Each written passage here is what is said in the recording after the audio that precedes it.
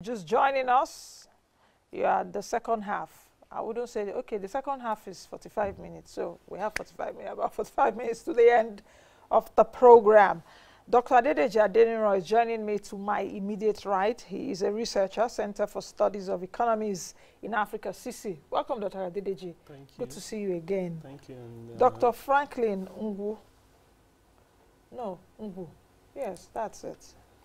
He's an economist from Lagos Business School. He's also the faculty strategy. He teaches faculty strategy, finance, and risk management. Welcome, Dr. Ngwu. Thank you for having me. And nice to have you on Thank the you. program. Where should we start from? The president will present the budget 2020 today before the National Assembly. An early one, an early presentation. I think his last 4 years, he also presented the budget a bit early to the National Assembly. So the record is there. It's just the National Assembly that falters a bit in terms of the timing. But National Assembly will also say, please bring it to us earlier so that we can get it done by December. Dr. Adeniran, what's your view? We should be listening to the president at 2 o'clock. okay, so Just speak to me about what you think. So I think it's impressive that we are having the budget being presented as early as October. If you look at over the last 4 years, the earliest period you see is mostly December, and in terms of passage, we have it around 4 months after, mostly around June, half of the year gone, and that has actually have an implication and repercussion for capital project implementation. And a lot of, it has actually reduced the effectiveness of fiscal policy also over the years. So this is actually a good thing. And the important thing is that this budget actually set the tone, because we are now on that new level, right? The new, after the post-election budget.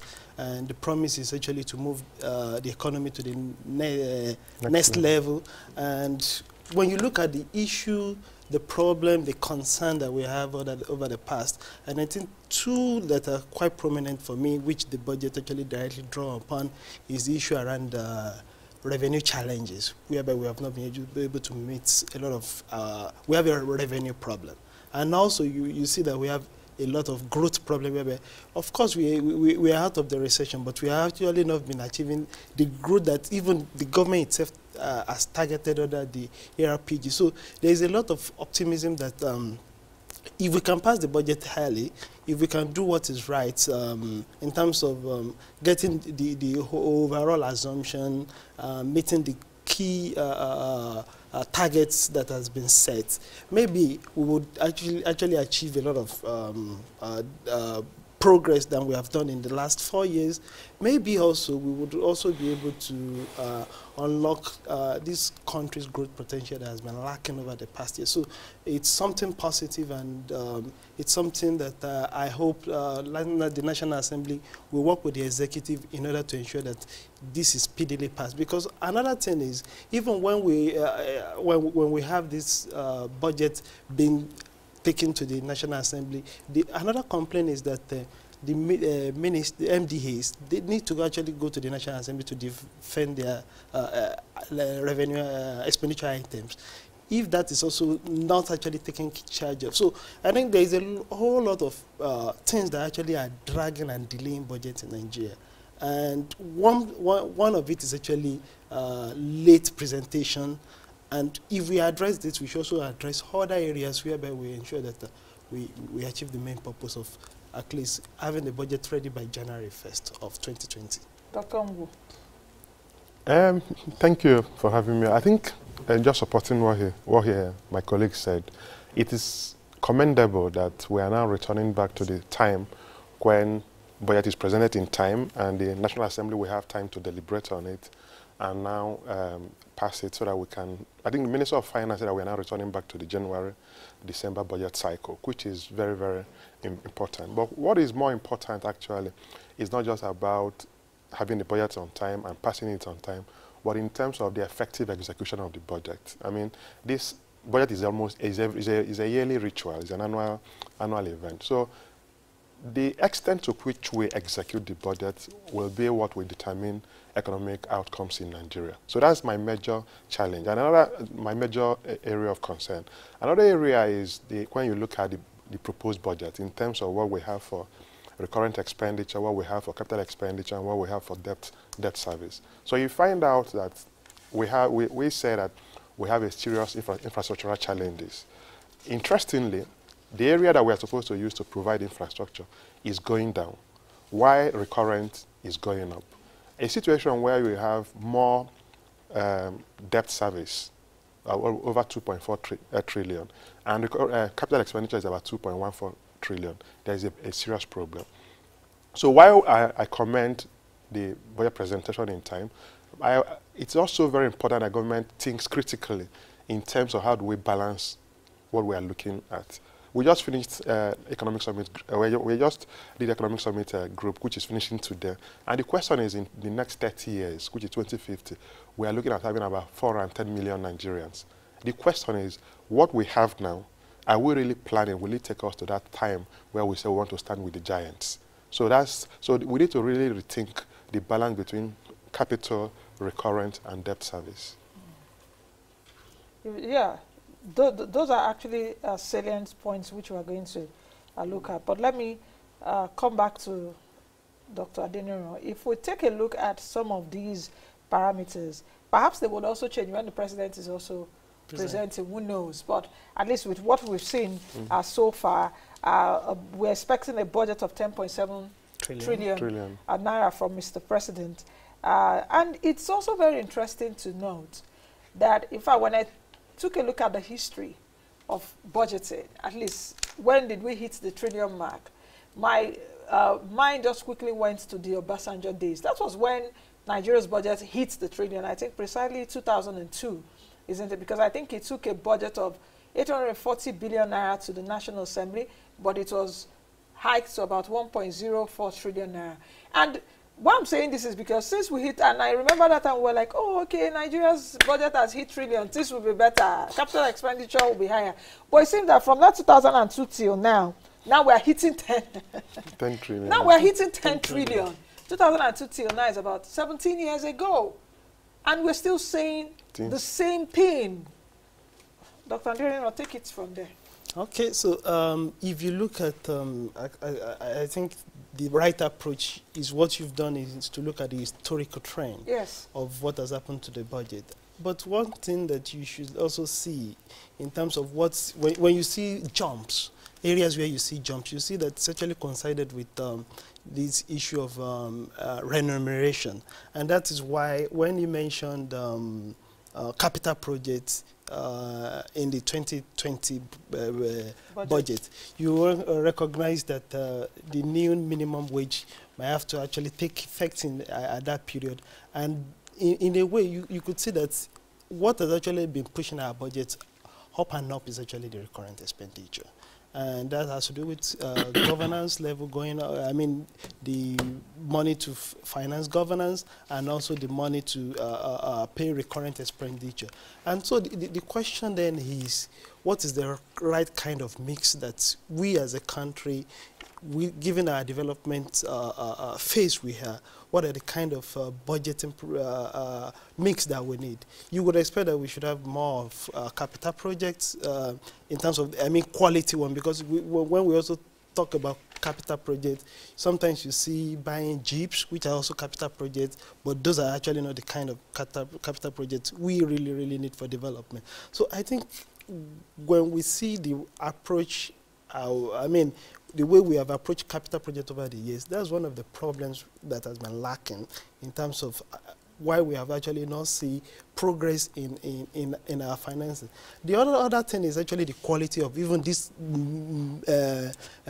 minute capital project that we are even funding.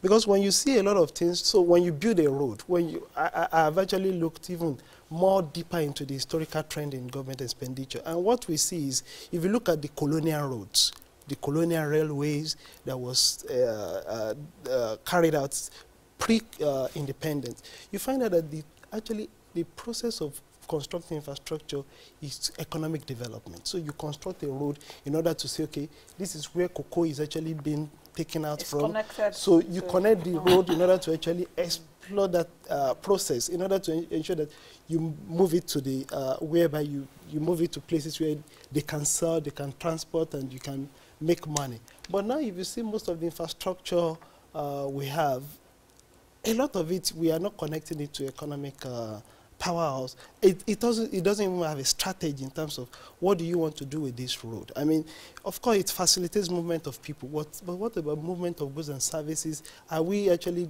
going to deep thinking in terms of how we actually network our road and link it to productive activities that the nation is? Because actually, road actually doesn't, apart from you pay contractors and those short-term benefit to the economy, the major one is the productive one, whereby these poor productive activities, they were able to actually generate a lot of economic process whereby we link more and we develop. I understand what you're saying.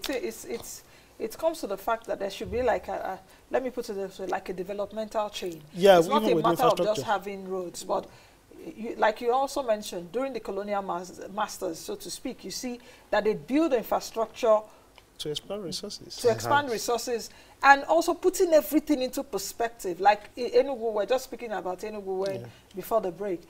I also realized that in Enugu, you see the rail, you see those that were mining coal, there are schools around there. Yeah. So everything is connected. There's a market connected. So it seems you are now able to harness. So there's a strategy. It's a strategy. Yeah. I understand. But now we are not. Yeah, we are just doing these even the capital state governors projects. will just be commissioning roads. Anyway, Dr. Ngwu. I think that what we need to think about is what kind of Nigeria do we want? Yeah. And what we are looking at is to have what we can call associational economy, so that everything is integrated, linked together. Yes. So an infrastructure should focus on that. So my thinking is that even though we have 10 trillion budget, it's not a big budget, given our developmental challenges. So what we are supposed to do is, one is how do we reduce recurrent expenditure, and then how do we increase our revenue? And I think that these two issues are possible. One is, if we keep increasing our recurrent expenditure and reducing our capital expenditure, there is no way Nigeria will grow to what we want it to be. So two things need to be done. One is how do we reduce this recurrent expenditure? For example, the National Assembly is something that we need to be bold and say, do we really need 3 senators per state? And we need 360-something House of Reps members. That's one. And of course, you know, when you have 109 senators, they all have 8, they all have this, they all have, and that goes down to ministers, people also advisors. say they are creating employment too. They are creating employment, that's why. Yeah, but we should also look at the other way. It depends on if the employment is productive. Not just that we are just using money for very few Nigerians. And now, then the second thing that needs to be done is how do we increase our revenue? And we depend largely on oil. But we've been saying that we want to diversify the economy. That is being done, but it requires more push. And that push will require both maybe a possible adjustment in certain things. So I was talking to somebody in Mines and Steel, and he said that what we have in Mines and Steel, if we exploit it properly, that the oil and gas will be secondary to what we can get. But that cannot be done until we adjust certain things. So if we say we want the state to be properly integrated to the national economy, one thing that needs to be done is that we have to look at our concurrent list and our exclusive list and say the federal government is controlling too much. They need to release, they need to devolve powers to the regions or to the states to be able to exploit the resources that they have in their states. And they can now pay tax to the government. I was talking to somebody who is very concerned with what is going on. And he said that Saudi Aramco paid tax and royalty to Saudi government of over $150 billion. Yes. If NNPC do as, based on what we produce, they are supposed to pay $40 billion to the revenue, to federal government account. So the question is, how do we adjust some of these things? A state government cannot do railway, they cannot do certain things because they need to go is in the exclusive list. So, but when you now do that, we now move away from competition for power to competition for development.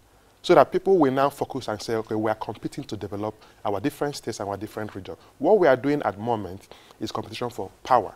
where everybody will rush to Abuja. The little that they get, they go back to their state, and every month they come back to Abuja. So those are some of the things that need to be done, so that one, the budget can go up, and secondly, the recurrent expenditure will come down. Now the question is, how can we actually take those bold steps? Because with what you've also brought to the table now, talking about bold steps, and I remember when was it 2 weeks ago that the president appointed the Economic EAC, Advisory Council. yes, Economic Advisory Council. For the 2 or 3 days I looked at that topic here, and I actually did say that I know the Economic Advisory Council has the capacity to advise. The president also has the capacity to do. But will the structure of the country support the capacity to do from the advice that the president is giving? And you are just bringing out a lot of things, because a lot of things are dysfunctional. The structure, just like you said, do we need 109 senators? Do we need over 300 House of Rep members? Do we, are we really ready for development and for national prosperity, really? Are we just, you know, coming to the gallery and having, you understand what I mean? I understand everything you're saying, but there's something that is called a tipping point. The country is getting to a tipping point. We are looking at 410 million Nigerians in the next 30 years. 450. 450. Yes, by 2050. And somebody will say that 2050 is a long time. Yeah. It is not long. It's very, I can remember when I finished my secondary school. That was like 31 years from now. Exactly. So what I'm trying to say that whether we like it or not, we need to do the right thing. And the country is going in that direction. And the only option that government has is to actually appreciate the enormity of the problem and make the bold steps. You find out that the level of insecurity in the country is getting uncontrollable, and it's because that the youths are unproductive, they are not employed. You have 21 million Nigerians that are not employed. They must eat, they must consume, they must live in a place. So the time is either we act now or we all live to regret the actions that we didn't take. So that's the truth of the matter. Dr. Adeniran. So I think I quite support that we need something. I mean, we need urgent reforms. We need to look at our population dynamics. Is it sustainable? How do we try to address it? But we also need reforms from the economic end in terms of restructuring the policy, I mean, those kind of things that actually go up a lot of our money and are not adding to economic development in essence. But the problem is the issue of this reform, it's within the political arena. The people that control this level of power, they are in charge of also making these changes. They are also the major beneficiary, and they are also part of the people that actually would maybe lose some of their influences. And so it becomes a problem of how do we achieve this? And that's why one of the things we might begin to think of is focusing on some regional level, looking at how can we empower states in order to develop themselves, so that we look. I mean, we look far away from Abuja, whereby all the resources and everything has to come. We don't need to be competing for resources here in Abuja, but every state can actually look inward and develop themselves. And I think we can look at the example of Lagos and how it was able to achieve its, growing its revenue over the past year, which is the issue of, when they have these skirmishes with the federal government and looking inward. You would think that recession that we recorded in the last 2 years will actually push a lot of states, but we see that what we see instead is grants, a kind of subsidy being granted to keep many states on, this oxygen by the federal government to keep them alive, which is not what you expect. But I think what we need to look at, what are the things that we can use to empower states? And one of those is actually the mining law he mentioned. If you can allow states also to explore resources rather than every resources belonging to federal government, and such that, you see in the case of Zamfara, in the case of Osun and many states, when they have these resources, it's just been bandits, going into this thing, because you see part of the bandits, they were exploring gold and the rest in this state, and it's because state doesn't actually benefit from it. Now the question is, can't the states, for example, the powerful governors that we know, can't they also be proponents of this, especially to the federal government? Because as powerful as they are powerful even in their different political parties, as it were. Can the states or the state governors now be proponents to say, even to the National Assembly and even to the executive, that, come on guys, I think it's time to do this. Can we actually restructure that? Is it possible? I think that many of the governors are beginning to appreciate the need to rethink so many things. As yesterday we had a governors roundtable at the Economic Summit Group, and many of them agree that it is important. That the people, some of them that came, agree that it is important. There are few things that can be done just to, even if we don't agree to restructure so many things, we can just try 1 or 2 pilot cases and see how it will work out. So one of the critical issues in Nigeria is power, electricity. Another one is, okay, infrastructure, but power. Let's just even look at power. So you find out that you generate, you transmit, and you distribute.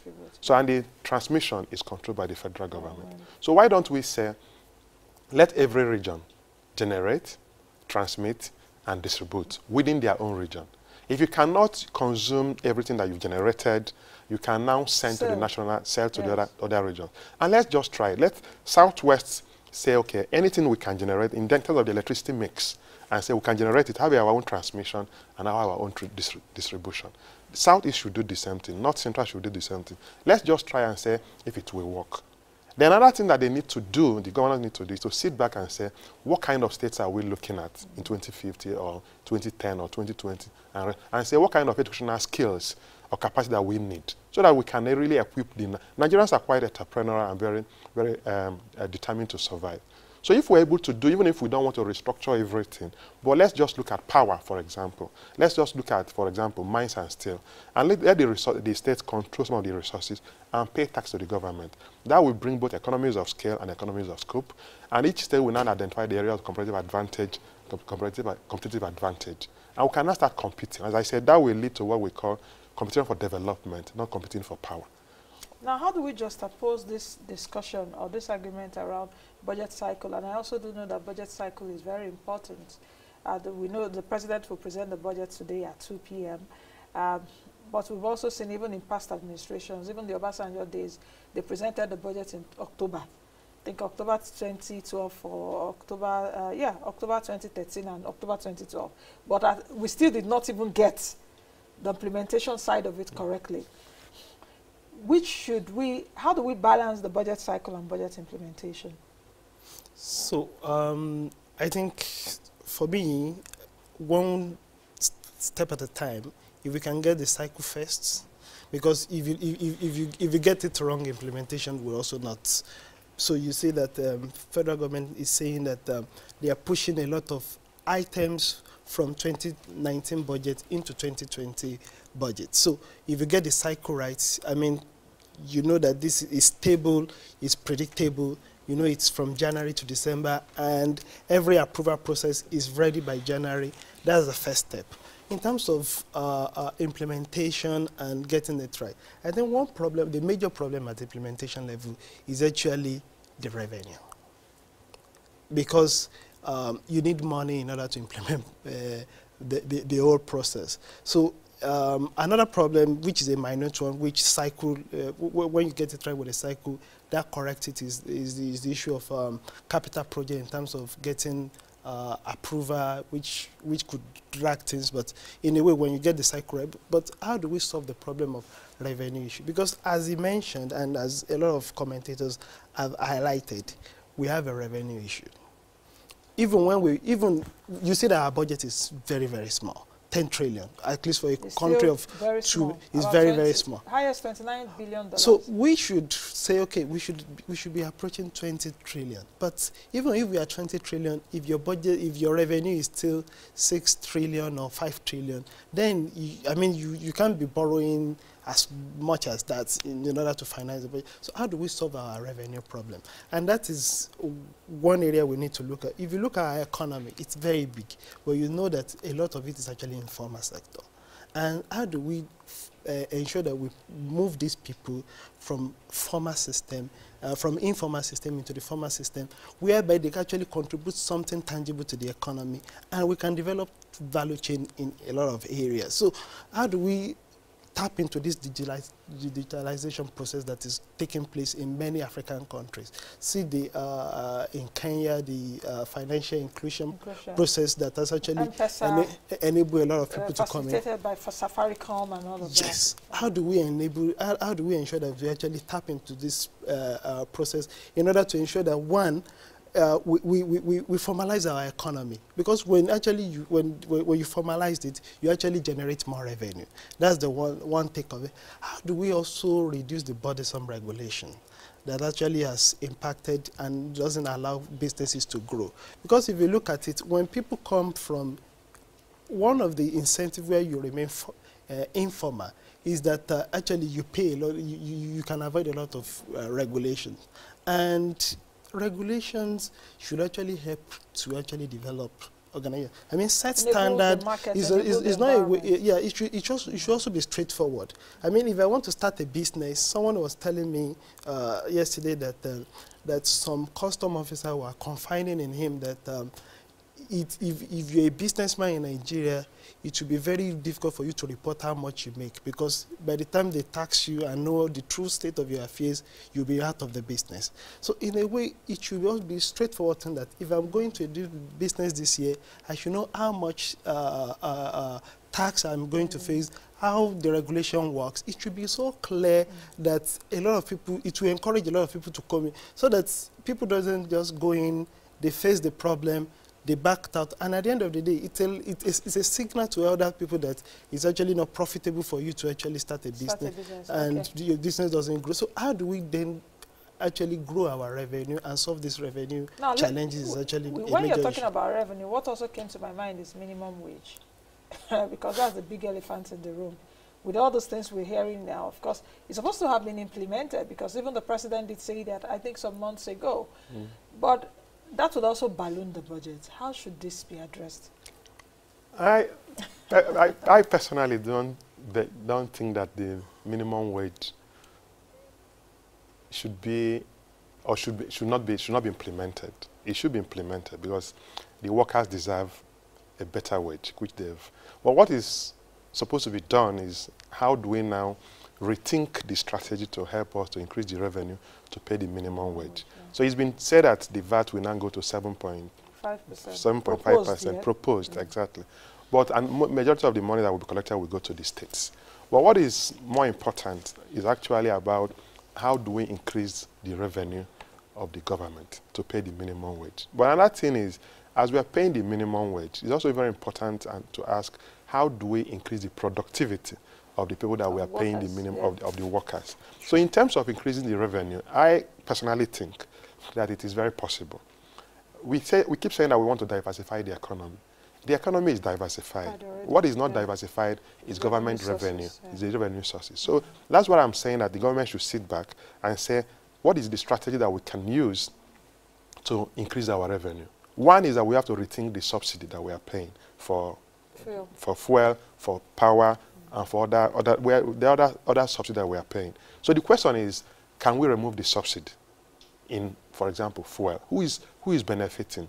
How can we manage the issues with regards to the subsidy when we remove it? Another thing is, are there other sources of revenue? And there are so many other sources of revenue. It's just for government to sit back and say, some of these things that we are controlling, are we really running it efficiently and productively? If they're not running it efficiently and productively, then the best thing is to relinquish it both either to the states or to the private sector. There's perhaps some kind of more privatization. More privatization, and actually restructuring the economy so that the economy can be more productive. In terms of when you keep controlling, when you keep making sure everything is within the control of the state. I remember when they were doing the campaign for Lagos State governorship election.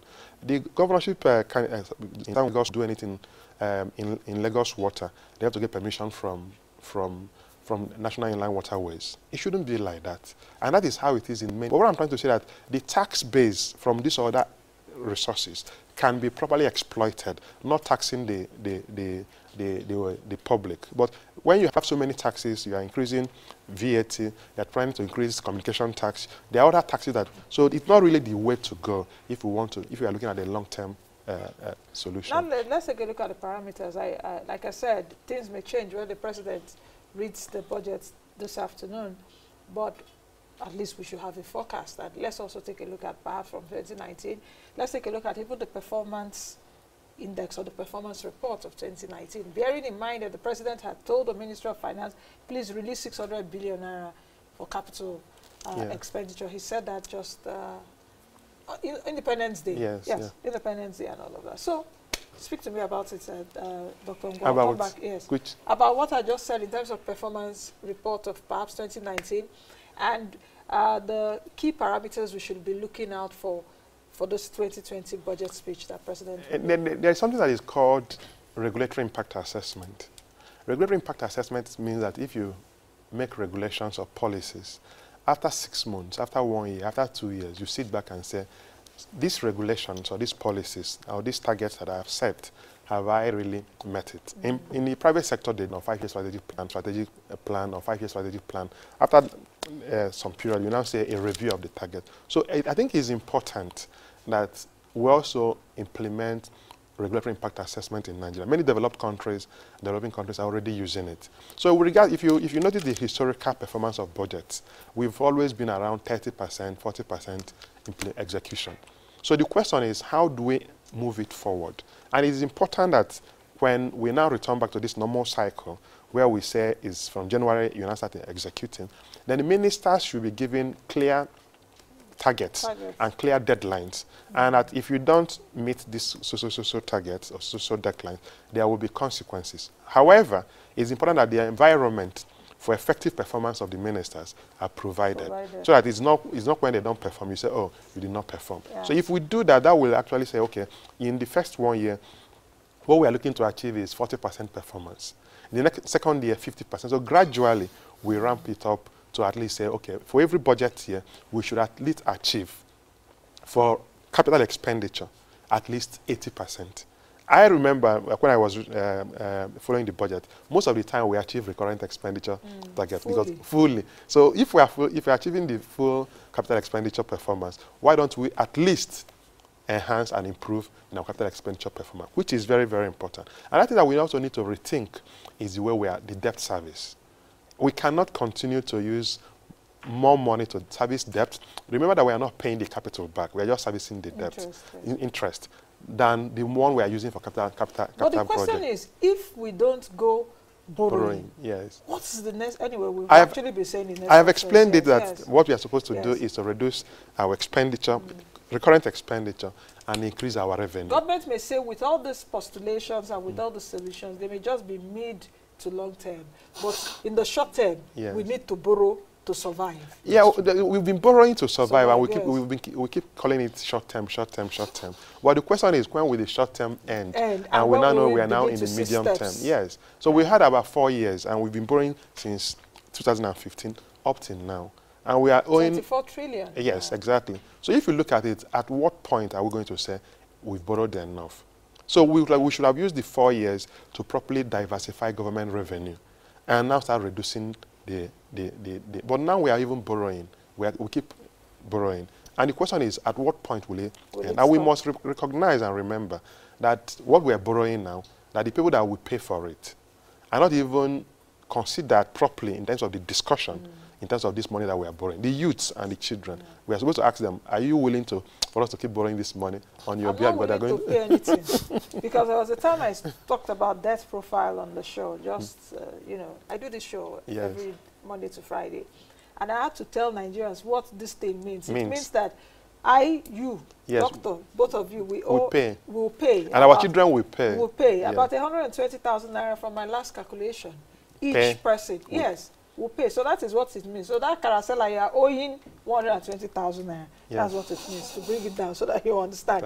Dr. Adeniran, just as we close, speak on the parameters. Which if you look at the key parameters for this budget, so by the MTEF that was released, government proposes oil benchmark of $55 per barrel, and that's quite reasonable because if you look at this year, we have been averaging $60, and next year, I think the key issue like the IMO 2020 that will come into commencement in January 2020, that will actually be a push in oil prices. And if you look at the global systemic issues like the Iran issue, the Saudi issue, the Venezuela issue, the trade, if you combine everything, maybe we should be able to achieve the set oil price that we have in the budget. So that's quite reasonable.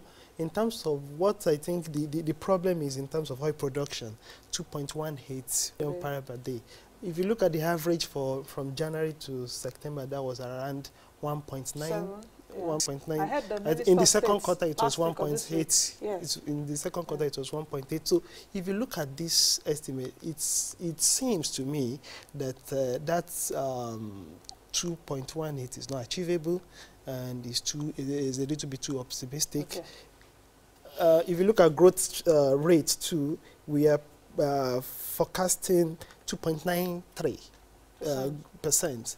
And if you look at over the last 2 years average, we have not done that. So I also think that might be a little bit optimistic, although that is dependent on how we actually, the key policies, I mean, regulatory policies, cutting cost on governance, empowering the subnationals. Okay.